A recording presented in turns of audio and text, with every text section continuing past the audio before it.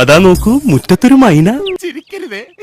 തിരുവനന്തപുരംകാർക്ക് ഈ മേയറെ കണ്ണിൽ കണ്ടുകൂടാത്ത അവസ്ഥ നേരത്തെ ഉണ്ടായതാണ്. പല അനുഭവങ്ങളിലൂടെ നമുക്കത് ഇപ്പൊ തന്നെ ബോധ്യമാണല്ലോ. ധാർഷ്ട്യത്തിന്റെയും അഹങ്കാരത്തിന്റെയും ഒക്കെ തുടർച്ചയായതുകൊണ്ട് ജനങ്ങൾ നന്നേ വെറുത്തു. അതിൽ നിനക്ക് അഭിമാനിക്കാൻ മുതിർന്ന പൊതുപ്രവർത്തകരോട് പോലും മര്യാദ ലെവലേശം കാട്ടാത്ത നീ ആള് കൊള്ളാമല്ലോ. കൊള്ളാല്ലേ?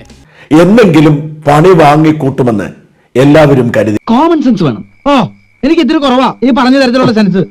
പക്വതയില്ലായ്മയും അഹങ്കാരവും ധാർഷ്ട്യവും പാർട്ടിയുടെ മാനം കെടുത്തിയിരിക്കുന്നു എന്ന് പാർട്ടി തിരിച്ചു. എല്ലാരും ചേർന്നുള്ള കളിയായിരുന്നില്ലേ?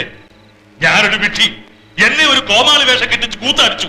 നേതാക്കൾക്കാർക്കും മേയർ ആര്യ രാജേന്ദ്രനോട് കാര്യമായ താല്പര്യമില്ല. സത്യമാണോ നീ പറയുന്നത്? മേയർ പദവിയിൽ നിന്നും ഒഴിവാക്കി പക്വതയുള്ള മറ്റേതെങ്കിലും വനിതാ നേതാക്കളെ ചുമതലയേൽപ്പിക്കാൻ ആലോചന ശക്തമായി. നിനക്കിത് വേണം. ഏറെ വൈകാതെ ആര്യയ്ക്ക് പദവി ഒഴിയേണ്ടി വരുമെന്നും അവസാനത്തെ ഒരു വർഷം പുതുമുഖത്തെ പ്രതിഷ്ഠിക്കുമെന്നുമുള്ള റിപ്പോർട്ടുകളാണ് പുറത്തു വരുന്നത്.